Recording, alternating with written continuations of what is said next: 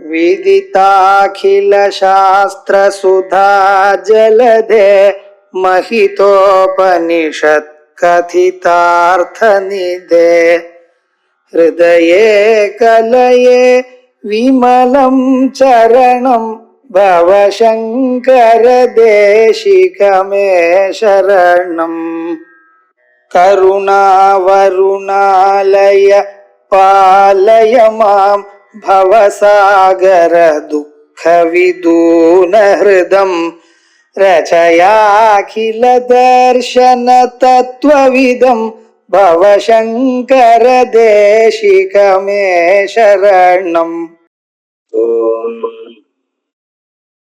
ஹரிஹரசுதன் ஐயன் ஐயப்ப சுவாமியே சரணமையப்பா. ஸ்ரீ குருப்யோ நம.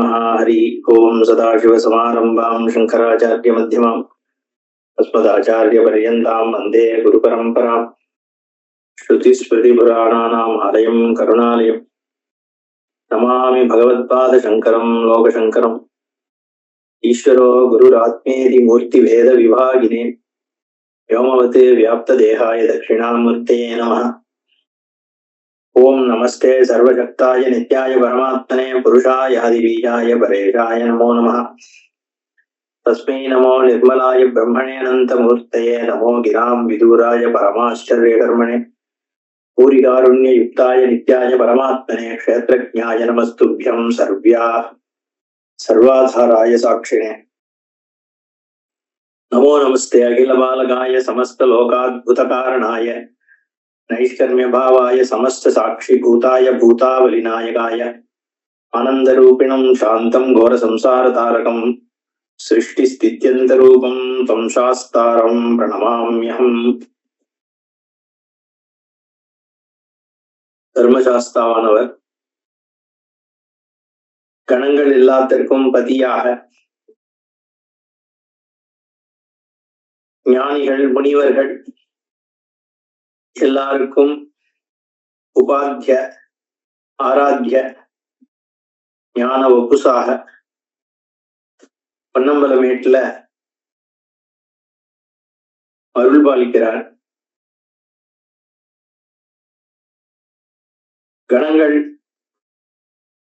பாபுர கட்டுசப்தஸ்ச வீரபத்ரோதி வீரியவான் கூபநேத்ரோ கூபகர்ணோ கண்டாகர்ணோ மகாபலி இத்யாதயஸ்ச பூதாः தேவக்ஷாதீதாஸ்ச தைசः பிராப்ய பம்பாதடம் சீக்கிரம் பூதானாம் பதிரவ்யயः. பாபுரன், கட்டுசப்தன், வீரபத்ரன், கூபநேத்திரன், கூபகர்ணன், கண்டாகர்ணன், மகாபலி முதலான பூதகணங்கள்லாம் ஆராதனை பண்றது சாஸ்தார். அதே மாதிரி ரிஷிகள் முனிவர்கள் எல்லாரும் ஆராதிக்கிறார். அவதாரம் பண்ணி இருக்கிறது சாட்சாத் பரபிரம்ம தத்துவம் தான். தாரக பிரம்மமே வந்திருக்குங்கிறது அவ எல்லாருக்கும் தெரிஞ்சதுனாலையும் கணங்களை பரமேஸ்வரனே அனுப்பி வச்சார். ஞானிகளுக்கு சர்வஜத்துவம் இருக்கு அப்படிங்கிறதுனால ஞான திருஷ்டியால எல்லாத்தையும் தெரிஞ்சு கொண்டு சாஸ்தாவ தர்மசாஸ்தாவ அவெல்லாம் ஆராதிக்கிறான். அடுத்ததாக மகிஷி மர்தனம் என்கின்ற முக்கியமான கட்டம். இந்த பகவானோட அவதாரம் பூலோகத்துல நடந்துட்டு இருந்த காலத்திலேயே நம்ம மகிஷமுக்கியானவள் சுந்தர மகிஷத்தோட பூலோகத்துல சஞ்சரிச்சுட்டு இருக்காளோம் தான். அவளை தேடி ராட்சசாலாம் இங்கேயும் எங்கேயும் அலையறான். ஏன்னா தேவேந்திரன் திருப்பி தேவலோகத்தை பிடிச்சிட்டான். அதனால இவாளுக்கெல்லாம் இருக்கிறதுக்கு இடம் இல்லாம போயிடுத்து. எல்லாரும் அங்கேயும் இங்கேயும் அலைஞ்சுட்டு இருக்கா. மகிஷமுக்கி தான் அவளுக்கு தலைவி. ஏற்கனவே மகிஷாசுரன் இறந்தாச்சு. எப்படியாவது மகிஷமுக்கிய திருப்பி தேடி கண்டுபிடிச்சு கொண்டு வந்தா நம்ம ராஜ்யம் திருப்பி நம்ம கைக்கு வந்துடுங்கிற எண்ணத்துல தேடிட்டு இருக்கா. அந்த சந்தர்ப்பத்துல சுந்தர மகிஷத்துக்கு மகிஷமுக்கியோட சேர்ந்து துந்துபி என்ற ஒரு குழந்தை பிறக்கிறது. அந்த துந்துபியும் துந்துபி மாதிரி நாதம் எழுப்புறதுனால துந்துபின்னு பெயரோட அதுவும் மகிஷ வடிவமாகவே எருமமாடாக இருந்துருக்கா. அப்போ இந்த துந்துபி யாருன்னா வாலியோட யுத்தம் பண்ற பருவம் வருதே, அதுல இவனை பத்தி சொல்லப்படுற. தற்காலே மகிஷி கர்ப்பாத் சம்பூதா பலிதாரகா மகிஷோ துந்துபிர்நாம துஷ்டாத்மாஹி அசுரோத்தமஹா. அந்த துந்துபியானவன் தேவர்களுக்கு எதிரியாக இருந்தா மற்ற ராட்சசர்களையும் கூட கூட்டிட்டு நல்ல மலை மாதிரி பெருசா இருப்பானாம். ஏன்னா ஈஸ்வரிய சக்தியோட சேர்ந்து நான் பிறந்திருக்கான். அதனால மகிஷாசுரனுடைய மருமகனாச்சே, அப்படி ஒரு பயங்கரமா அங்கேருந்து தேவர்களை போய் துவம்சம் பண்ணிட்டு இருக்கான். இந்திரனுடைய புத்திரன் வாலி. அந்த வாலி தேவர்கள்ட்ட சொல்றான், இங்கெல்லாம் கவலைப்பட வேண்டாம், நான் பாத்துக்கிறேன் இந்த துந்துபி அப்படின்னு சொல்லி வாலி போய் துந்துபியோட சண்டை போடுறான். ஒரு வருஷம் சண்டை நடக்கிறது. கடைசியில வாலி துந்துபிய சம்ஹாரம் பண்ணிடுறான், வதம் பண்ணிடுறான். அவனை கொன்னு அவன் உடம்ப 2 கையாலையும் மேல தூக்கி சுத்துன்னு சுத்தி தூக்கி எறியறான். தூக்கி எரிஞ்ச உடனே அது மதங்க முனிவரனுடைய மதங்காசிரமம்ன்ற மலையில போய் விழுந்துட்டு. முனிவர் பார்த்தார், என்னடா இவ்வளவு பெரிய ஒரு அசுரனோட உடம்பு நம்மளோட இடத்துல வந்து விழுறதே, நம்ம தபசுக்கு இடைஞ்சலா இருக்கேன்னு கோபம் வந்து சாபம் கொடுக்கிறார். இந்த மதங்க மலையை ஏறினான்னா இதை எரிஞ்சவன் யாரா இருந்தாலும் அவன் இறந்து போவான்னு சாபம் கொடுத்துடுறான். துந்துபி இறந்ததும் அவனோட மந்திரி ஒருத்தன் இருக்கான், மாயாவி. அவன் மயன் என்கின்ற ராட்சசனோட புத்திரன். அதனால மாயாவன் பேர் அவன். மயா மாயாவகா. அவனுக்கும் வாலிக்கும் திருப்பியும் சண்டை வருது. ஏன்னா தன்னுடைய ராஜாவை அழிஞ்சிட்டாங்கிற கோபத்துல மாயாவி வாலியோட 2.5 வருஷம் போர் நடத்துறான். 28 மாசம். 2 பேரும் இங்கேயும் ஓடி இடி சண்டை போடுறா. சுக்ரீவனும் நின்னு பார்த்துட்டு இருக்கான். ஒரு சந்தர்ப்பத்துல 2 பேரும் ஒரு குகைக்குள்ள போயிட்டா. போன உடனே சுக்ரீவன் வெளியே நின்றுட்டு இருக்கான். உள்ளேந்து சத்தம் வருது. வருஷ கணக்கில் நடக்கிறது சண்டை. ஒரு சந்தர்ப்பத்துல வாலி மாயாவிய கொன்னுட்டான். ஆனா மாயாவி போட்ட சத்தம் சாகும் பொழுது வாலி சாகரா மாதிரி குரலை மாத்தி மாயாவியாச்சே சத்தம் போட்டான்.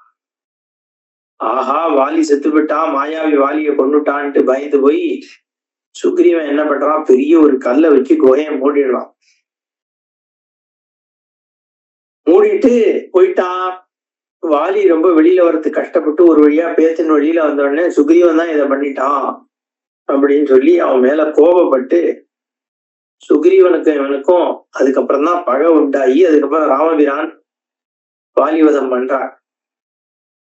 இது இப்படி ஒரு பக்கம் நடந்தது.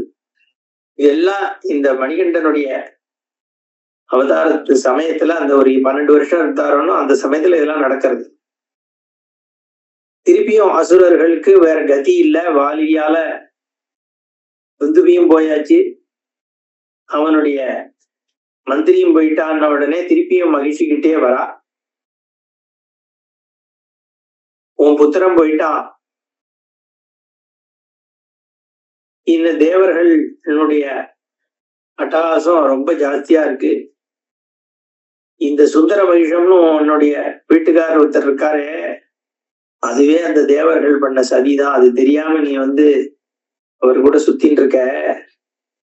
அவர்களே அவனே உன் கணவரே இந்த தேவதைகள்லாம் சேர்ந்து மும்மூர்த்திகளினுடைய சக்தியினால ஏற்படுத்தி உன்னை திசை திருப்புறதுக்காக பண்ணதுதாங்கிற உண்மைய நீ தெரிஞ்சுக்கணும்னு சொல்லி எல்லாத்தையும் சொல்றான்.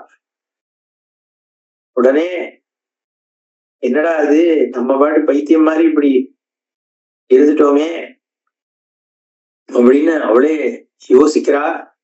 அவள்லாம் இன்னும் சொல்றா, ராட்சசர்கள், கரம்பிக்கே, நீங்க பூலோகம் வந்துட்டதுனால நாங்கெல்லாம் நிராதரவா இருக்கோம். இந்திராதி தேவர்கள் எல்லாத்தையும் ஆள்றா. அவளோட சேர்ந்து பார்க்கடலை கடைஞ்சோம்.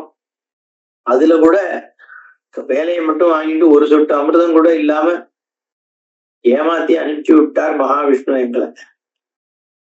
அதனால ராட்சசர்களாகிய நம்ம எல்லாரும் நிர்கதியா இருந்துட்டு இருக்கோம்.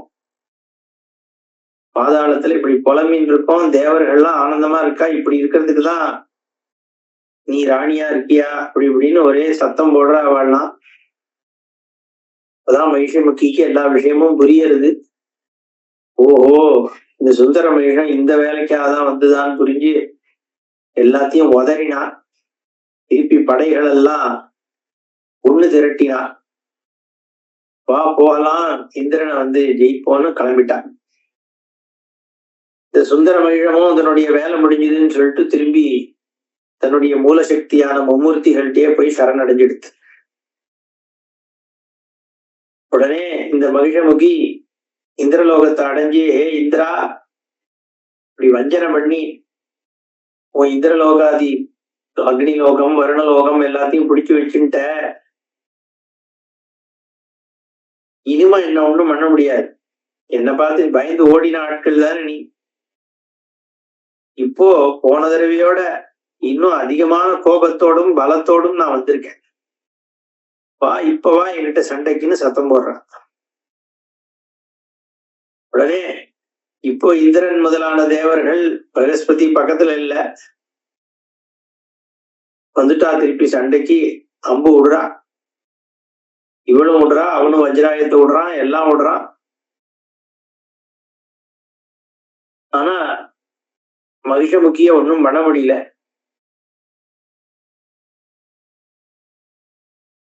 அடிச்சு துவம்சம் பண்றா எல்லாரையும். அடிச்சு துண்ட காணும் துணியை காணும்னு அத்தனை முனிவர்கள் தேவர்கள் எல்லாமும் பிடிக்க ஓடியே பிடித்தான். அங்கேருந்து மறைஞ்சு விட்டா. இவ திருப்பி பிடிச்சிட்டா இந்திரலோகத்தை. அப்போ தேவர்கள்லாம் போய் ஒழிஞ்சுட்டு திரிமூர்த்திகளை தியானம் பண்றா. அதுக்கப்புறம் தான் ஞாபகம் வருது, சாஸ்தாவனுடைய உற்பத்தி ஆயிருக்கு, அவர் தான் நம்மளெல்லாம் காப்பாத்தி ஆகணும் அப்படின்னு மனசுல சாஸ்தாவை பிரார்த்தனை பண்ணிட்டு இருக்கா. இது சமயத்துலதான் இந்த 12 வருஷம் முடிஞ்சு மணிகண்டனானவர் வனத்துக்கு வந்திருக்கார். கரெக்டா அந்த அவதார நோக்கம், ஈஸ்வர சங்கல்பம் அது எல்லாத்தையும் ஒண்ணாக்கி கொண்டு வருது. எப்பவுமே அப்படிதான், எல்லாம் ஒண்ணா. கஷ்டம் ஏற்படும் போது எல்லாம் ஒண்ணா வரும். தனிப்பட்ட ஆளுக்கு சொல்ல, நம்ம உலகத்துக்கே வரும் பொழுது, ஒரு கோவிட் வரும் பொழுதுதான் பல விஷயங்கள் சேர்ந்து வருது. அது மாதிரி சில சமயம் எல்லா நன்மைகளும் ஒன்றாகி வருது. நம்ம தேசத்தை எடுத்துட்டாலே சில நூற்றாண்டுகள் எப்படி ஒண்ணு மாத்தி துன்பம் தான். இப்போ கொஞ்சம் சில 50-70 வருஷமாக அபிவிருத்தி ஆகிறது, எல்லாம் ஒன்னா சேர்ந்து வரும். அந்த மாதிரி ஈஸ்வரனுடைய அனுகிரகத்துல எல்லாம் ஒரு சந்தர்ப்பம் ஆகிறது. அதுவும் இங்கே ஈஸ்வர அவதாரம் நடக்கும் பொழுது இங்க இவர் வளர்ந்து வரவும் அங்க அது நடக்கும், அப்படி இருக்கணும் அப்படின்னு நியதி, பவிதவியம். அதனால சரியாக பொன்னம்பலமேட்ல மணிகண்டனானவர் உட்கார்ந்து இருக்கிற சந்தர்ப்பத்துல தேவர்களும் சரியாக மகிஷமுகியினுடைய தோல்வி அடைஞ்சு அங்கேருந்து ஓடி வரா. பம்பா நதி தீரத்தை தேவர்களும் அடையறா. அவளும் இந்த முனிவர்களோடும் கணங்களோடும் சேர்ந்து ஆராதிச்சு ஸ்தோத்திரம் பண்றா. ஓம் நமஸ்தே பகவதே நமோ நாராயணாயதே ஓம் நமஸ்தே பகவதே சர்வஜ்ஞாய நமோ நமः. கோர சம்சாரார்ணவஸ்ய தாரகாய நமோ நமः. தாரக பிரம்மரூபாய பூதநாதாய தே நமோ நமः. பகவானே, நாராயண ஸ்வரூபமே, சர்வத்தையும் அறிந்தவன் நீ, உனக்கு நமஸ்காரம் நமஸ்காரம் நமஸ்காரம். இந்த கோரமான சம்சாரம் இருக்கே, எங்களுக்கெல்லாம் துன்பத்தை கொடுக்கக்கூடியது. இத தாண்டுவதற்காகவே சர்வஜனாக, தர்மசாஸ்தாவாக, ஞான குருவாக, தத்துவமசி என்ற மகா வாக்கிய ஸ்வரூபமாக அவதாரம் பண்ணியிருக்கிற நீ, எங்களை தாண்ட வைக்கிறதுக்காக வந்திருக்கிறவன் நீ. தாரக பிரம்ம ரூபாய, கடக்க வைக்கிறவன் பரபிரம்மம். உலகம் ஞானஸ்வரூபம் தான் தாரக பிரம்மம். சுரூப பிரம்மம் தாரக பிரம்மம் எல்லாரையும் தாண்டி கொண்டு போய் சேர்க்கிறது. தர்மத்திலிருந்து ஆரம்பிச்சு ஞானம் வரைக்கும் கொண்டு போறது. கர்மாவும் பகவான், ஞானமும் பகவான். மகாவிஷ்ணு கர்ம ரூபம். யஜ்ஞோவை விஷ்ணு அப்படின்னு சாட்சாத் யஜ்ஞம், இந்த உலகம்ன்ற யஜ்ஞம் நடக்கிறதே அந்த யஜ்ஞ ரூபமாக இருக்கிறது பகவான் மகாவிஷ்ணு. அதனாலதான் பீதாம்பரம் தரிச்சுட்டு இருக்காரு. அதனால யஜ்ஞ ரூபமான மகாவிஷ்ணு கர்ம ரூபம், ஞானஸ்வரூபம் சுத்த ஸ்படிக சங்காசம் பரமேஸ்வரன். ரெண்டும் சேர்ந்தா தர்மசாஸ்திரா. கர்ம யோகம் பிரம்ம வித்யை. கர்ம யோகம்ன்றது மகாவிஷ்ணு, பிரம்ம வித்யன்றது பரமேஸ்வரன். ரெண்டும் சேரும் பொழுது தாரக பிரம்ம ரூபம் வரும். அதனாலதான் தர்மசாஸ்தாவாவும் இருக்கார், ஞானஸ்வரூபமா இருக்கார். அப்பேற்பட்ட இந்த சாஸ்தாவானவர் உனக்கு நமஸ்காரம். தாரக பிரம்ம ரூபாய பூதநாதாய தே நம. அப்புறம் சொல்றா, போத ரூபாய பூதாய புண்ணிய பூர்ணாய தே நம. வர்ணத்ரய யுதாயாபி ஓம்காராய நமோ நம. போத ரூபம் நான் ஏற்கனவே சொன்னனே, ஞானஸ்வரூபம். போதம்னா ஞானம். ஞானஸ்வரூபம் அறிவை ஏற்படுத்துகிறவர், ஆத்மஸ்வரூபத்தை பற்றிய அறிவு, பிரம்ம ஞானத்தை ஏற்படுத்தக்கூடியவன், பூதன் வியாபித்திருக்கக்கூடியவன், பூர்ணமானவன், புண்ணியஸ்வரூபன். வர்ணத்ரய யுதாய, 3 வர்ணங்களும் இருக்கு அவர்கிட்ட. ஓங்காராய நமோ நம. ஏன்னா 3 அகார உகார மகாரம் சேர்ந்து ஓங்காரமாக இருக்கா. அதுதான் 3 வர்ணம். பகாராய நமஸ்துப்யம் ரேபாந்தய நமோ நமஹ. யகாராய நமஸ்துப்யம் கோகாராய நமோ நமஹ. பகாராய தகாராய ரேபாந்தாய நமோ நமஹ.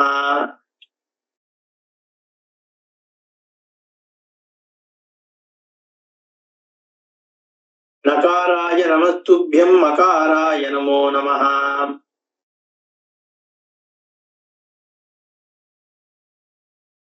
இங்க ஓம் ப ர ய பராய கோப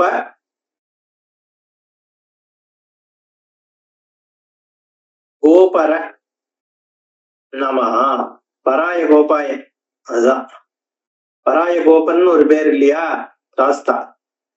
அத பிரிச்சு சொல்றது. ஓம் ஓங்காராய பகாராய ரேபாந்த, அதான் பரா ரேபாந்தாய. யகார பராய கோகாராய, கோ பகாராய திருப்பி. அப்புறம் தகாராய கோபத கோபதர.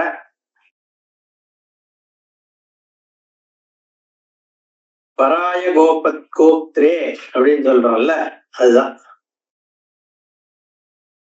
பராய கோப்திரே நமஹா. அத இப்படி பிரிச்சு சொல்ற. நகாராய, அப்படி தேவர்கள்லாம் அப்படி பிரார்த்தனை பண்ற. அக்ஷர அக்ஷரமாக தடுத்து ஒரு அக்ஷரமும் அந்த மணிகண்டன், அதனுடைய சமூகமும் மணிகண்டன். ஸ்ரீ ஸ்ரீஷங்கரபுத்திராய சர்வதாத்தே நமோ நம. ஸ்ரீஷன், ஸ்ரீனா மகாலட்சுமி, ஸ்ரீ ஈஷா ஸ்ரீயப்பதினு சொல்றமே, லக்ஷ்மிபதியான மகாவிஷ்ணுவ ஸ்ரீஷன்னு சொல்றார். ஸ்ரீஷ சங்கரபுத்திராய, ஹரிஹரபுத்திரன்றத ஸ்ரீஷ சங்கரபுத்திராய சர்வதாத்ரே நமோ நம. சர்வத்தையும் கொடுக்கக்கூடியவர். ஹரபோ சங்கடம் தேவ சகலம் சகலேஸ்வரா, எல்லா சங்கடத்தையும் நீதான் தீர்க்கணும், எங்களுடைய சங்கடங்களை நீ தீர்க்கணும். தேவேஷ விஸ்வகர்த்தாத்வம் பரிபாகி ஜகத்பதே விஸ்வபர்த்தா ஜெய சதா விஸ்வஹர்த்தா ஜெய பிரபோ. தேவர்களுக்கெல்லாம் ஈசன் நீ, தேவதைகளுக்கெல்லாம் தேவன், தேவாதி தேவன், உலகத்தெல்லாம் ரட்சிக்கிறவன், உலகத்தை எல்லாம் சிருஷ்டிக்கின்றவன், விஸ்வகர்த்தா. பரிபாகி ஜெகத்பதே, உலகத்திற்கெல்லாம் பதியான நீ எங்களை காப்பாத்தணும். விஸ்வபர்த்தா ஜெய சதா விஸ்வஹர்த்தா, உலகத்தை தாங்கிறவனும் நீ, உலகத்தை அழிக்கிறவனும். சிருஷ்டி ஸ்திதி சம்ஹாரம் மூணுமே சாஸ்தாவால தான் நடக்கிறது. திரிமூர்த்திகளின் சங்கமமாக இருக்கிற பரம்பிரம்மமாச்சு. சர்வேஷாம் ஜீவலோகானாம் ஏக ஜீவ ஸ்வரூபகா, எல்லா ஜீவன்கள், நானா ஜீவன்கள் இருக்கே, அது எல்லாத்துக்கும் உள்ள இருக்கக்கூடிய ஒரே ஜீவஸ்வரூப். க்ஷேத்ரஜம் சாபி மாம் வித்தி சர்வக்ஷேத்ரேஷு, எல்லா க்ஷேத்திரங்களிலும் க்ஷேத்ரஜனாக இருந்து கொண்டு, அந்தர்யாமியாக இருந்து கொண்டு இயக்குகின்றவன் நீதான். ஈஸ்வர சர்வபூதானாம் ஹிருத்தேஷே அர்ஜுன திஷ்டதி பிராமயன் சர்வபூதானி யந்திராரூடானி மாயையான்றார் கீதையில். அப்படி ஏகஜீவஸ்வரூபம். தேவதேவ ஜெயத்வம் சம் துவம் போ சர்வதா சர்வநாயகா. தேவர்களாகிய நாங்கள் எப்போ உனக்கு நமஸ்கரிச்சுட்டே இருப்போம். எங்களுக்கெல்லாம் தேவன் நீ, உனக்கு ஜெயம் உண்டாகட்டும், ஜெயம் உண்டாகட்டும். உங்களோட ஜெயத்துலதான் தேவர்களாகிய நாங்கள் இயங்க முடியும். தர்மசாஸ்திர ஜெய பவான் ஜென்ம துக்க விநாசன, ஜென்ம துக்கங்கள் எல்லாத்தையும் நீக்கிற நீர் எங்களுக்கு அனுகிரகம் பண்ணணும், அனுகிரகம் பண்ணணும். எப்போ உனக்கு ஜெயம் உண்டாகட்டும். எங்களை உன்னோட சரணத்தை நாங்க சரணடைகிறோம். எங்களுக்கு எப்போ இந்த மாதிரி இந்த மகிழ்ச்சியினுடைய துன்பத்திலிருந்து விடுதலை கிடைக்கும், அந்த விடுதலையை கொஞ்சம் பெற்று தரணும். உனக்கு என்ன ஸ்தோத்திரம் பண்றோமோ நாங்க பண்றோம்னு தேவர்கள் எல்லாம் ஸ்தோத்திரம் பண்றா. உடனே தர்மசாஸ்தா மனசுல ஆஹா, தேவர்களுக்கு ஏதாவது பண்ணணும்னு சங்கல்பிக்கிறார். பம்பா தீரத்துல தன்னுடைய தேஜோமயமான சுரூபத்தை அவளுக்கு காண்பிக்கிறார். உங்களோட ஸ்தோத்திரம் எனக்கு ரொம்ப சந்தோஷத்தை கொடுக்கறது, ஏன்னா தாத்பரியத்தை அப்படியே சொல்றேன். அதனால இது மக்களுக்கு நன்மை பயக்கக்கூடிய இந்த திவ்ய ஸ்தோத்திரம் இது. இதை நீங்க பண்ணதுனால உங்களுக்கு நான் நிச்சயமா அருள் பண்றேன். இதுதான் எனக்கு தேவைன்னு நீங்க கேட்கணும்னே இல்லை. தெய்வமாகி என்ன ஆராதனை பண்ணா நானாகவே உங்களுடைய இஷ்டங்கள் எல்லாம் பூர்த்தி பண்ணி வைக்கிறேன். அது என்னுடைய சுபாவம். அதனால உன்னுடைய கஷ்டம் என்னங்கிறது நீ எனக்கு சொல்லணும்னு அவசியம் இல்லை, நான் பாத்துக்கிறேன். அந்த மகிழ்ச்சியினுடைய கர்மா பரிபக்குவத்தை அடைஞ்ச உடனே அவளை அழிச்சு அவளை மோட்சம் கொடுத்து உங்களுக்கு உங்களுடைய லோகங்களை நான் எடுத்து கொடுக்கிறேன். அதனால உங்களுக்கு துணை நான் இருக்கேன். தேவர்களுடைய தேவனாகிய நான் உங்களுக்கு துணையாக என்றும் நிற்பேன்னு அவளுக்கு தன்னுடைய அனுகிரகத்தை பண்றார் மணிகண்டன். அதனால மற்றவாளுக்கும் சொல்றார் அவர், உலகத்தை பார்த்து இவா பண்ண இந்த ஸ்தோத்திரம், தேவர்கள் செஞ்சிருக்கிற இந்த ஸ்தோத்திரம் ரொம்ப அற்புதமான ஸ்தோத்திரம். பராயகுப்தன்னு என்னுடைய நாமத்தை பிரதானமா வச்சு பண்ணது. இதை யார் இந்த ஸ்லோகத்தை பாராயணம் பண்ணாலும் அவளுக்கு நான் ஆவிரம் சொல்லிப்பேன். அவளுக்கு என்னுடைய சந்நிதி கிடைக்கும், அருள் கிடைக்கும், துக்கம் நீங்கும். இது உலகத்துல துன்பம் இருக்கிறவாளுக்கு எல்லாம் ஒரு மருந்தாக இருக்கும். இத சனிக்கிழமையில பண்றது விசேஷம். மகர சங்கராந்தியின் பொழுது இத சொன்னா அத்தியுதமான அருள்லாம் கிடைக்கும் இதுக்கு அப்படின்னு இந்த ஸ்லோகத்தை பத்திய ஒரு உயர்வையும் எடுத்து சொல்றார் மணிகண்டன். அதுக்கப்புறம் தேவர்களுக்கு உதவும் பொருட்டு பூதகணங்கள் எல்லாத்தையும் கூட்டுண்டு பரமேஸ்வரன் அதுக்காக தான் பூதகணங்களை அனுப்பி வச்சிருக்காருன்றது அவருக்கு இப்ப புரியுறது. பரபிரம்மமாக இருக்கிறதுனால தெரியும். இருந்தாலும் தேவர்கள்லாம் வந்து இங்க முறையிட்டதும் நீங்களும் இங்க கூட வாங்கோ, பூதகணங்களும் வாங்கோ, நம்ம போய் இந்த மகிஷமுகிக்கு மோட்சம் கொடுப்போம்ட்டு கிளம்புறார். பூதகணங்கள்லாம் கூட வருது. மகிஷமுகி பார்த்துட்டு இது யாரா ஒரு குட்டி பையன் எங்கேருந்து வந்திருக்கான், 12 வயசு பையன், யாரா நீ எங்க வந்த அப்படின்னு சத்தம் போட்டுட்டே வரா.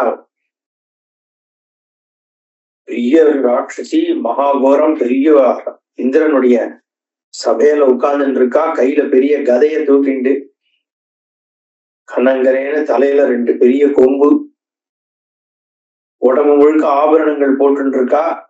கரு மலை மாதிரி ஒரு உடம்பு, கையில கதை, பல்லு நல்ல நீட்டமான 2 பல்லுகள். அந்த மகிழத்தினுடைய மூஞ்சியில இந்த பக்கம் பெருசா 2 பல்லு நீட்டின்னு இருக்கு. கதையை ஓங்கிட்டு அங்கேருந்து வரா. பின்னாடி மத்த ராட்சசிகள் எல்லாமும் சேர்ந்து வரா. மணிகண்டனை பார்த்த உடனே அந்த மணிகண்டனுடைய தேஜஸ் ஒரு நிமிஷம் எல்லாரையும் கதி கலங்க வச்சுதான். அந்த மகிஷமுகியும் மற்ற ராட்சசிகள் எல்லாருமே இவருடைய தேஜஸ்ல கொஞ்சம் குலுங்கி போயிட்டா. இருந்தாலும் தங்களை நிலப்படுத்திட்டு அஸ்திர யுத்தத்தை ஆரம்பிச்சு ரொம்ப நாளைக்கு அந்த யுத்தம் நடந்துட்டே இருக்கு. வருஷங்கள் போகிறது, மல்யுத்தம் நடக்கிறது. ஒரு சந்தர்ப்பத்துல மல்யுத்தம் நடக்கும் பொழுது துவந்த யுத்தத்துல மணிகண்டனானவர் மகிஷிய கொம்ப பிடிச்சுடுறார். பிடிக்க அப்படியே தலைக்கு மேல தூக்குறார். தூக்கி சுத்தி அப்படி தூக்கி எரியறார். எரிஞ்ச உடனே இந்திரலோகத்திலேருந்து வந்து அதே கேரள தேசத்துல அலசான்ற நதி கரையில வந்து பொத்துன்னு மலை மாதிரி வந்து விழுந்தார். அவர் விழுந்த வேகத்துல பூமி அதிர்ந்தது.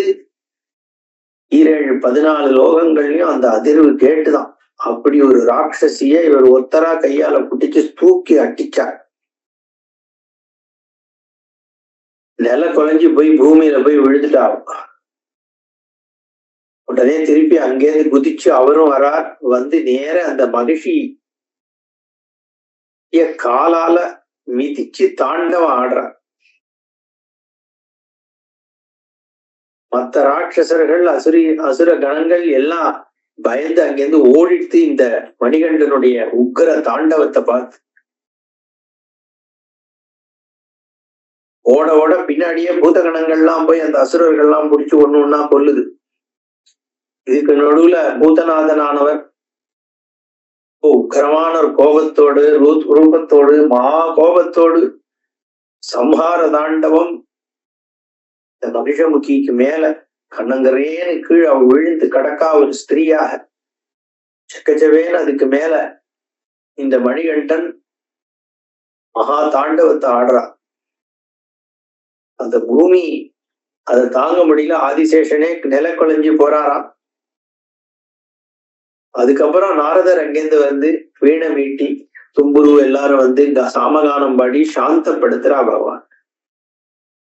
இது என்ன தாத்பரியமாக இதை பார்க்கும் பொழுது இந்த நடனம், நான் ஏற்கனவே என்ன சொன்னேன், புருஷ சக்தி அதுதான் சாஸ்தா.